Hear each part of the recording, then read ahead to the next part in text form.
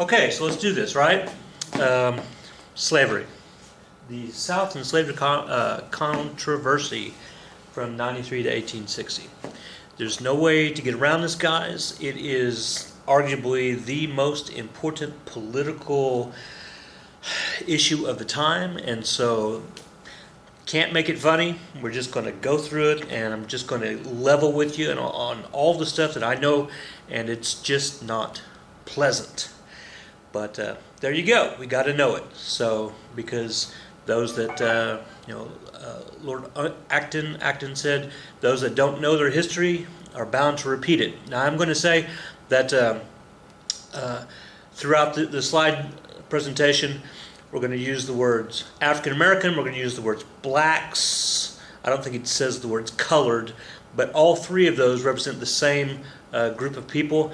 I think the vast majority of the slides talk about black people. Now, please note, even though today in the year 2020 we say, well, no, we should say African Americans, so that's more politically correct. Well, then the argument is, then why don't we say African American lives matter instead of Black lives matter? So this whole thing, it's a terminology that we're using, and so don't get offended one way or the other, because ultimately, like I said, we're going to be looking at some Supreme Court cases and reading some Supreme Court cases that say the colored people, and that's the Supreme Court of the United States. So just be aware that these are historical terms. All right, moving on.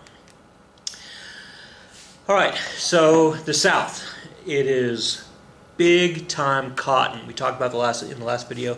Eli Whitney is going to invent the cotton gin, which he hopes is going to remove the slave issue, and it turns out it's going to reinforce it, because now they can get the seeds out of the cotton much faster, and so now we need more slaves to harvest the cotton. But cotton is king, so in fact we say King Cotton when we talk about the South. And Britain is going to start buying lots and lots and lots of cotton. 75% of their cotton is going to come from the South, which means the South has a huge political chunk in the game. We're going to see towards the end of the show, this video, that that huge political chit, C-H-I-T, that huge political chit that they have is going to it's going to help a lot of Northerners too. Yeah. All right. So in the South we have the aristocracy, the planter aristocracy, and so in the upper corner there we have a still shot from the movie Gone with the Wind, and there's Scarlett O'Hara surrounded by her male suitors. Let's say is the protagonist. Well, I guess she's the protagonist, but the boyfriend is in the far right corner there. Clark Gable, whatever his name was, I don't remember. But that movie came out in 1939, and it showed the aristocracy. So the aristocratic elites. The South is really an oligarchy. So an oligarchy is where you have a small group of people who are making all the big decisions. It's not a monarchy, which is one person, or a democracy, which is many people, but an oligarchy. So the few people at the top, so we're talking about 5, 10, 15 people who are making all the laws that everybody follows. So that's an aristocracy, an oligarchy. And of course, if you have an oligarchy, the rich get richer and the poor get poorer. Why? Because the rich are the ones who are making the laws, and they're going to make the laws such that they will get richer. Let's see. In general, just kind of throwing this out there, the wives of the aristocrats are the ones who are in charge of all the female slaves. That's going to be an important for us later when we find out that female slaves aren't really in charge of their bodies. So, okay, slaves of the slave system. Because the South is a one-crop system, cotton, right? We still got a little bit of tobacco in Virginia, but pretty much cotton. And specifically, we're talking about Georgia, Alabama, Mississippi, Texas, Louisiana. We're talking about cotton. And so good if if you have a monopoly, right? You can set the prices and you can do all this stuff. But we've talked about how if you're only a one crop country or group of states, then if something bad comes up, like the cotton boll weevil, and starts eating all your cotton, or you have a bad cotton crop that year, you're in big trouble. And the problem is everything rolls downhill. If the slave owner has a bad year for cotton, or is having problems financially because of a cotton issue, who's he going to take that upsetness out on? Well, we know. It's the slaves. Over here on the bottom right, we have a little chart here that says, a pie chart that says, the vast majority of slave owners only own between 1 and 4 slaves. The vast majority, over 50%. That's in the far right, the whatever color blue that is, periwinkle. Like I know colors of blue. In the red, it says 5 to 9 slaves. 10 to 19 slaves, 20 to 49 slaves, and then that little bitty sliver right there at the very top is 50 slaves or more. So there are not very many slave owners in the big picture that have more than 50 slaves. However, they make up the majority of slaves are owned by just that little bitty piece, simply because if you do the math, that kind of works out. All right, so the vast majority of slave owners own less than 4. The vast majority of slaves are owned by this small group. All right.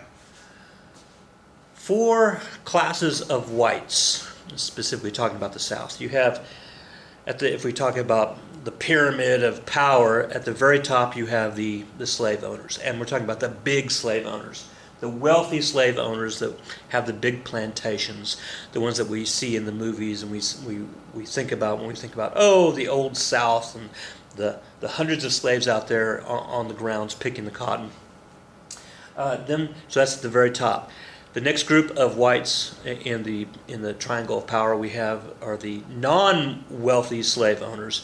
And so these are the slave owners who own a couple of slaves, and they're trying to get by, and interestingly enough, a lot of these slave owners treat their slaves almost as family, because they know that if their slave gets sick, they're in trouble, because their slave is kind of like a farm hand, and they're not going to have food to eat or stuff to sell. So that's that second tier of slave owners. And I'm not saying that all of them treated their slaves wonderfully or like family members, but just we know that some did. Third level of whites in the triangle of power there, the pyramid of power, are the non-slave owning whites who support slavery. And it is their goal to at some point become rich enough that they can then buy a slave. So they support the status quo, they support slavery. But they just don't have the wherewithal to buy a slave. And then at the very bottom of the pyramid of power, we have the untouchables, right? Like the caste system in India. The untouchables, the hillbillies of the northern southern states. So we're talking about northern Virginia, really, which during the Civil War, northern Virginia is going to secede from Virginia. We're going to call it West Virginia. And so we're talking about the hillbillies in West Virginia. And they are not pro-slave. They are ultimately they're going to side with Abraham Lincoln, and we're going to go from there. So the 4 classes of whites. We have another group of people in the South, well, everywhere, but in the South, the free blacks. Okay, so a free black is a black person who is free, who's not a slave. I know that seems self-evident. So you think, if they're free, then they must have all the rights and responsibilities of all the other citizens of the United States, and you would be wrong, because the slave owners. Let me say that. The slave owners look at the free blacks and they say, "Wow, why are black people walking around free? Blacks should be slaves." And then you got people in the North who say, "Wow, you're a free person, but you're black, so you're not really one of us. That kind of mentality. My blood pressure's going up. Okay. So they called this the third race. And the problem for free blacks was they're in a catch-22. They are free, but they're black, so they can't get the jobs that a free white person could get. They couldn't get government handouts that a white person could get. They couldn't do certain things. And, well, if they wanted to, but obviously they didn't want to go the other direction. The other direction is just go sign up to be a slave. So they're kind of caught in the middle. All right. So this is a really interesting idea here, and I've seen this in a lot of different books.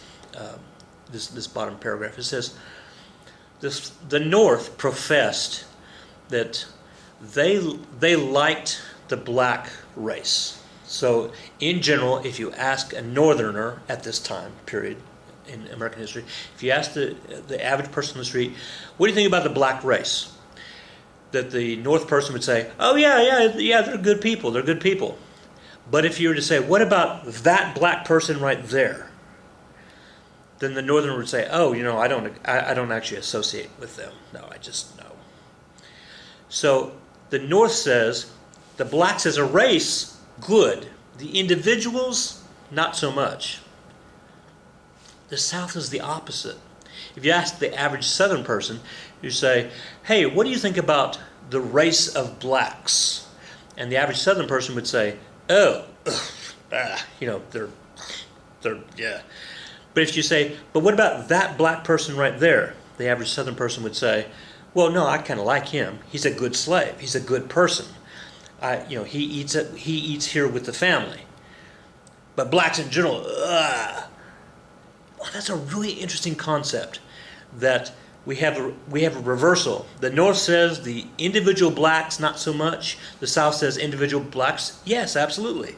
But when it comes to the race, it's flipped. It's hard to get my head around that. It's hard to get my whole head around slavery, but it is what it is. Advertisement for slave auction. $3 between the ages of 20 and 26. Strong and able-bodied. One wench, which would be a female. Her name is Sally. She's 42. She's an excellent cook. One wench, Lizzie, who's 23, and she is a 6-month-old pickaninny. So it would be a little kid. One buck, age 52. He's a good kennel man, which means that he handles dogs. And then 17 bucks, aged from 12 to 20, and they're all in excellent condition. Can you believe we're selling people? All right. So please note that the Constitution of the United States says that, at this point, the Constitution of the United States said that all slavery, we could no longer import slaves after the year 1808. After the year 1808, everything was shut down. Officially. Now, we know what really happened was that the slave owner, or the slaves coming in from Africa, kind of got bounced around, and they still came in because we're talking about a lucrative deal. We're talking about black ivory is what sometimes they would call the slaves.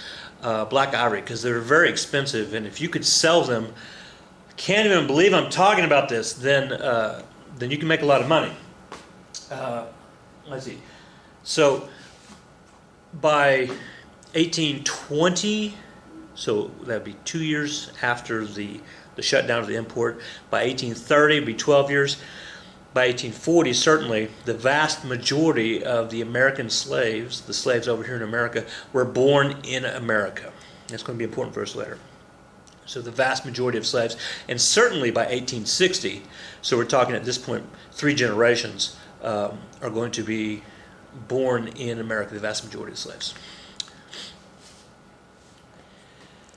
Okay, the black belt, right? So we have the Sun Belt, we have the Bible Belt, we have the Rust Belt, we have all the different belts, and here we have the black belt.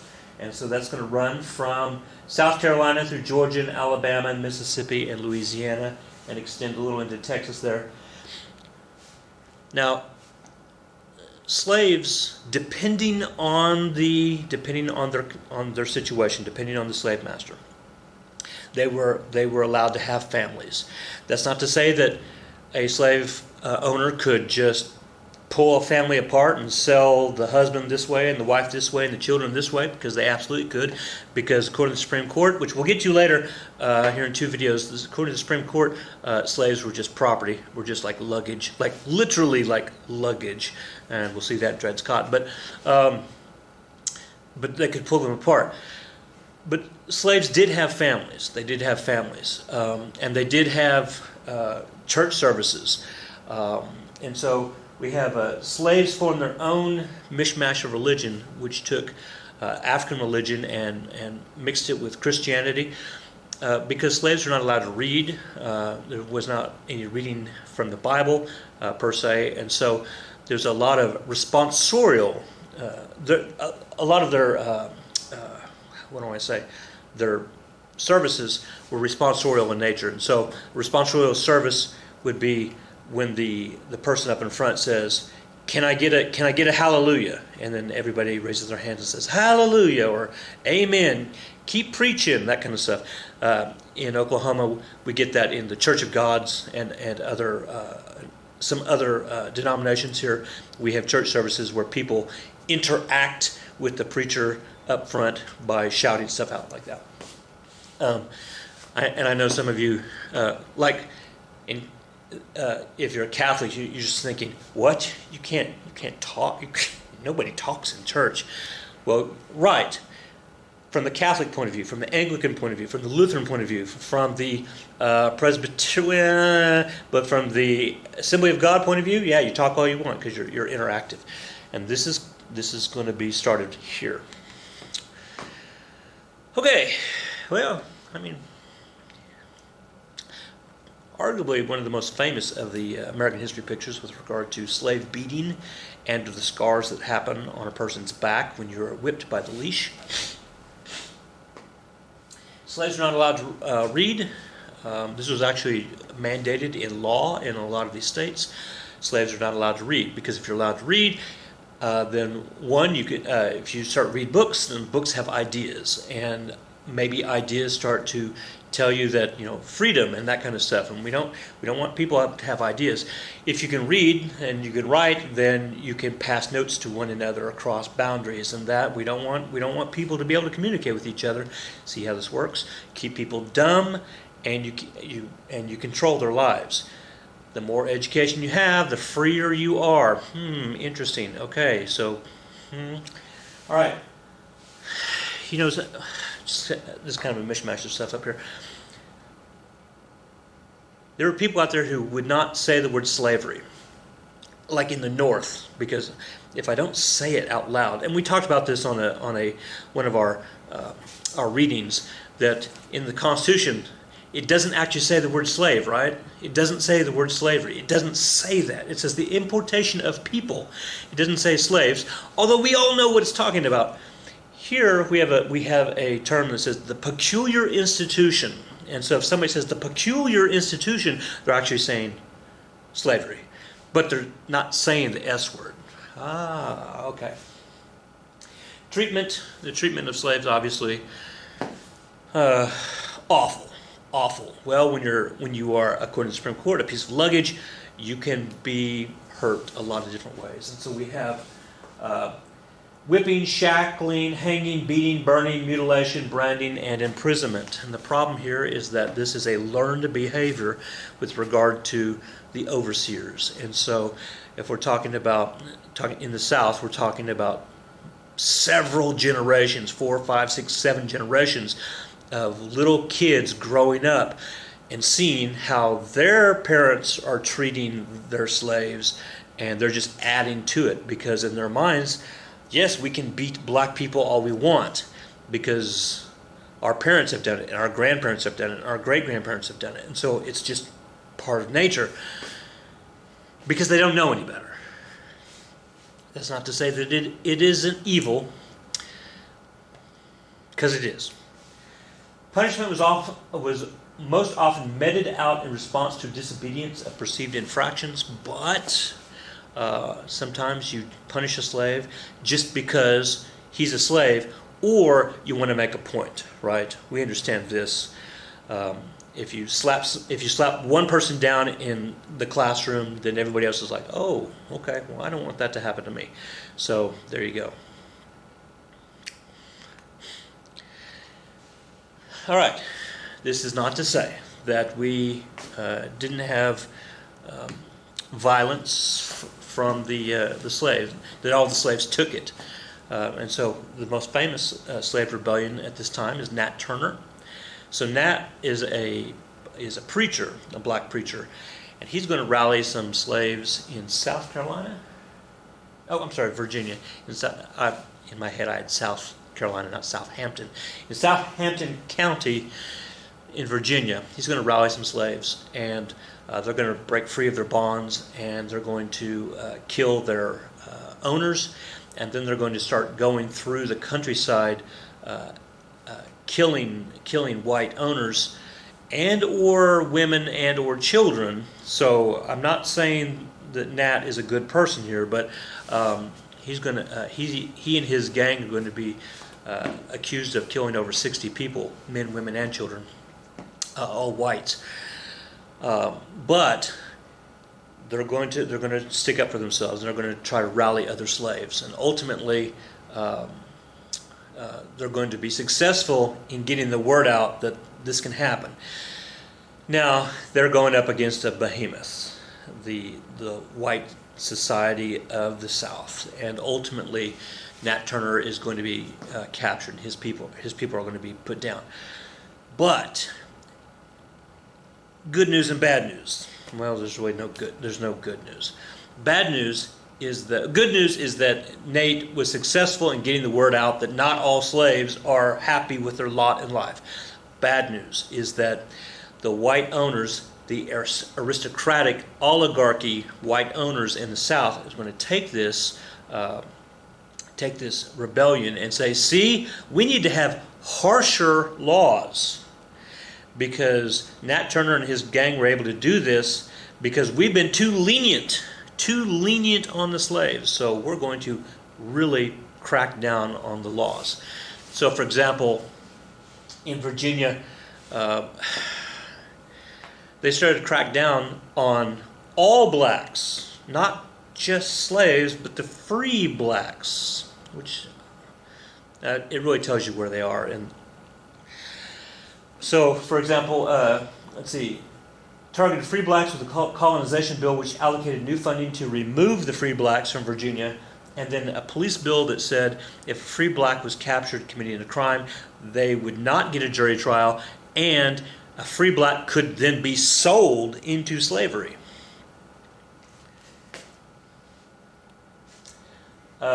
Again, Nat and his gang killed 60 white men, women, and children. Interestingly enough, the response to that was whites started to target blacks, some who were not even part of Nat Turner's rebellion, and ended up killing about 120 blacks. Whew.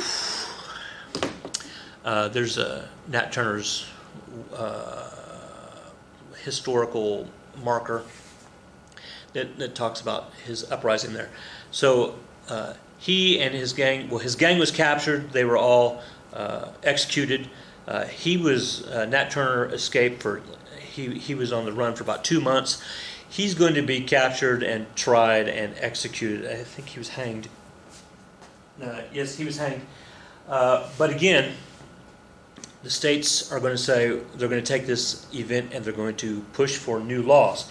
For example, prohibited the education of slaves and free blacks. So if you were a free black person, you were not allowed to go to school.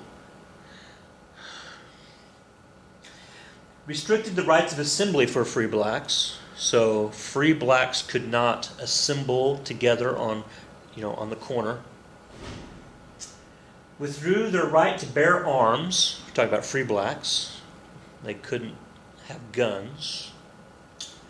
And the right to vote, for example, in North Carolina. And on top of that, in all the free black churches, there has to be a white minister there at the service. And I know some of you are, you've got bells going off and you're saying, well, freedom of religion, that's Amendment 1. the right to bear arms, that's Amendment 2. The right of assembly, well, that's Amendment 1. The right of education is arguably Amendment 9. Well, here's the deal, guys. In 1830s, 1840s, the Bill of Rights did not apply to the states yet. The Bill of Rights only applied to the national government. The states could still do this. I know. But they're going to get this figured out in a little bit.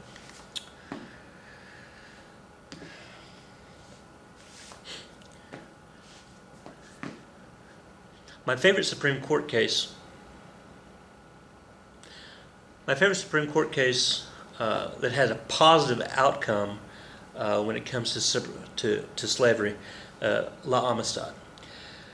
The Amistad Crew versus the United States of America. So here's the story, real short. Okay, Dr. Jones, make this short. You can do it. All right, ready, go. A group of slaves from the Mende tribe in Africa are captured, and they're put on a ship, the Amistad. They're going to come over to Cuba, and they're going to be processed in Cuba. Then from Cuba, they're going to come up and come into the United States. Well, here's the deal. The Constitution, and so this is 1839. Obviously, this is way past 1808, so the importation of slaves is illegal on the slave trading ship, the Amistad. But here's the deal. The argument was that the ship didn't come from Africa, the ship came from Cuba. Cuba is not Africa, so it's not an importation issue. Cuba is in the North America, is in the Western Hemisphere, and so therefore it's not importation. Therefore, these slaves are legal slaves. Okay, well, that wouldn't have been a big deal with regard to, they would have come over here, nobody would have been the wiser. They even changed the names of the slaves and had 2 different books. But here's what happened. The slaves took over the Amistad at the last second before they arrived here into the United States proper. They killed the crew and then took over the ship. They were then captured, their ship, because they're slaves and they didn't know how the ship worked, so they were then captured by United States Navy. They were brought in, and then the question became, who owns these people? Because none of the slaves spoke English.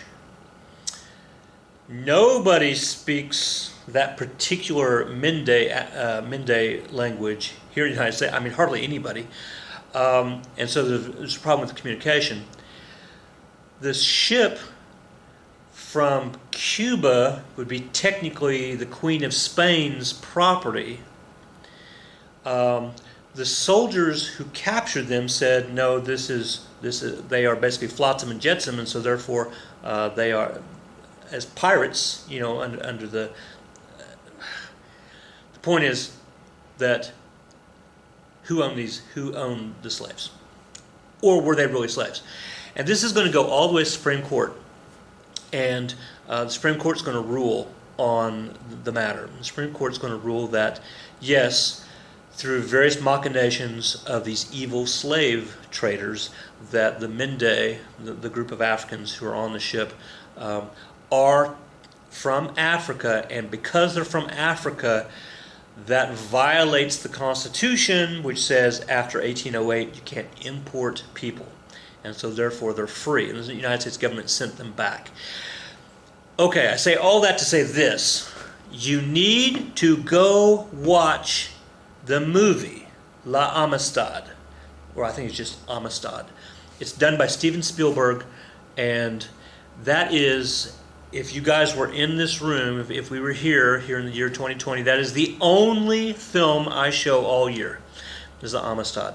You can go see it on YouTube. It's free because Steven Spielberg said This is so important that I want to kind of kick it out there and let people watch it. And so it's Matthew McConaughey is the lawyer.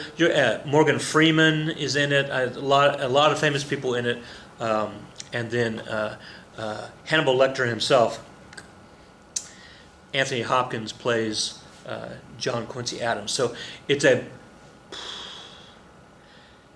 probably my favorite it's my favorite non-fictional movie, right? So there you go. Go see The Amistad. Look it up on YouTube. You can find it, and go watch that. It's fantastic. Won all sorts of awards. Just thinking about it kind of gives. All right. Okay. The music is done by John Williams, and so right now you're like, oh shoot, John. Okay, yeah, I'm absolutely gonna do it. All right. Early abolitionists. All right. So the term, the word abolition, anti-slavery. Abolition, anti-slavery. Early abolition. The idea is, let's see, in 1817, the American Colonization Society is going to come up with a brilliant idea. We're going to form a new country in Africa, Liberia. See, Liberty, Liberia. The capital of Liberia is going to be Monrovia, named after President Monroe. See how this all works. And we're going to take the slaves, we're going to free some slaves, and we're going to put them on a ship, and we're going to send them back to Africa, establish their own country.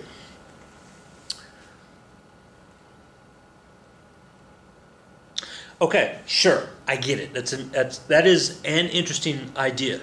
However, please note that if your grandma was from Guatemala, okay, let's just say your grandma's from Guatemala, and she came into the United States, and then she married over here, and your parents were born over here, making them citizens, and then 25 years later you're born, and so you're a citizen of the United States, and then here comes a group of people that say, okay, have we got a deal for you guys?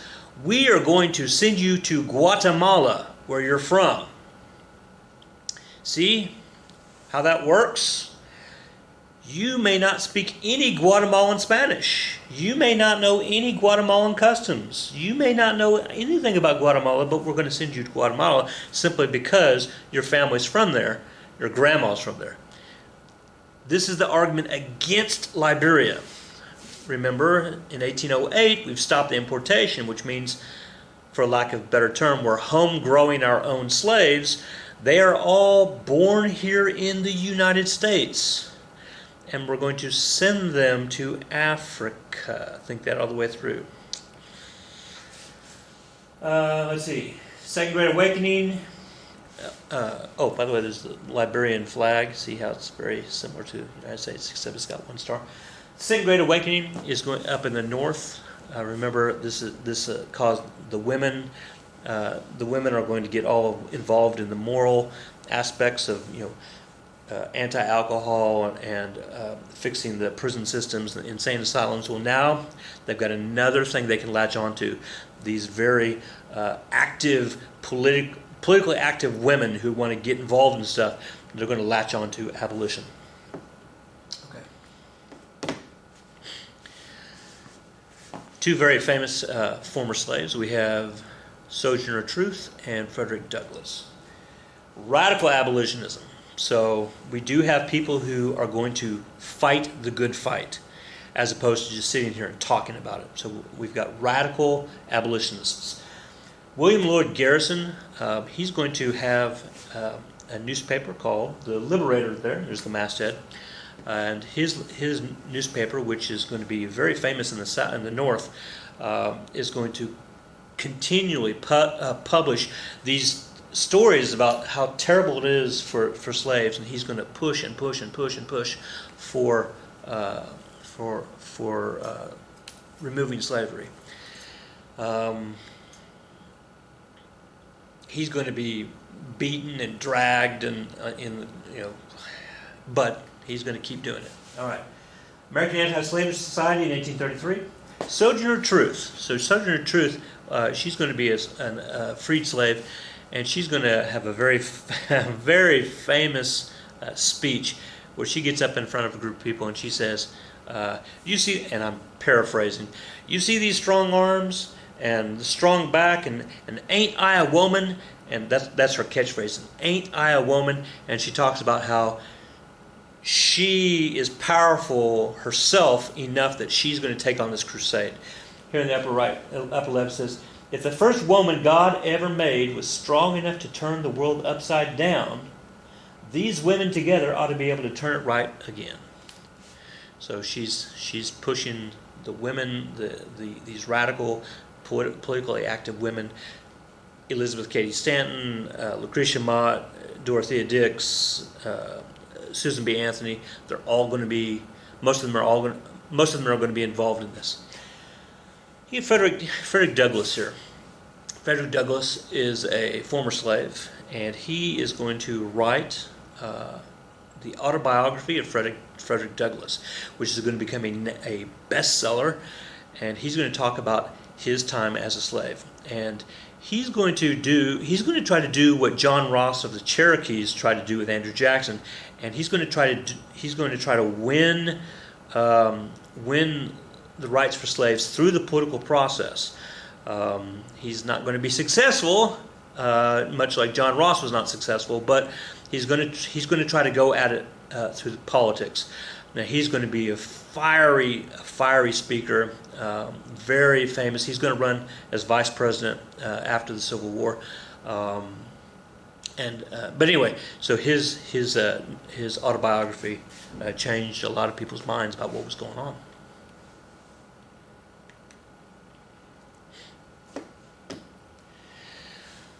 Okay, so we've got these people, and they're not in the South, and they're not extremely excited about this. The radical abolitionists in the North, like Garrison, who's publishing these papers, and obviously the Liberator, the newspaper, does find its way down into the South, and so the South wants to stop this. So we have a couple of different national bills are going to come up. The Slavery Nullification Crisis of 1832. Abolitionists in several southern states attempted to push legislation that would emancipate slaves in part or whole, and all of those bills were rejected by the South, obviously. Here's the South's argument. Well, slavery isn't that bad. Here's why. Slavery's in the Bible. If it's in the Bible, God must have condoned it. You see how that works? It's in the Bible. God must have condoned slavery in the Bible. Therefore, God condones slavery now. Also, now that the slaves are over here, as opposed to Africa, where they have these heathen religions like Islam and or voodoo and or tribal shamanism, now that they're over here and they have Christianity, that their lives are so much better, and they certainly will be much better in the afterlife now that they believe in Jesus. See how that works? So the South believes they have the moral imperative that they are on the side of right, that they are on the side of God's will, that slavery is okay. In 1836, the United States House of Representatives passed the Gag Resolution. The Gag Resolution said, if there's any bill that talks about slavery or specifically anti-slavery, we're going to put up with it. We're just going to table it. And so that went for 8 years, from 36 to 1844. Congress didn't even talk about slavery. Most important political issue of the time, and they were under a gag order to not talk about it. In 1835, South Carolina had a situation where some of the northern abolitionist written material was being sent. They were trying to flood South Carolina with leaflets and pamphlets and copies of the Liberator and things like that, very anti-slavery. And there was a fight, several fights at a couple of post offices over this material, and South Carolina said, you know what, we are banning We're banning material that is anti-slave, that is abolitionist. We're banning abolitionist material. And again, I know you're saying, wait, First Amendment, freedom of the press. No, not yet. This is the state is banning it, not the national government.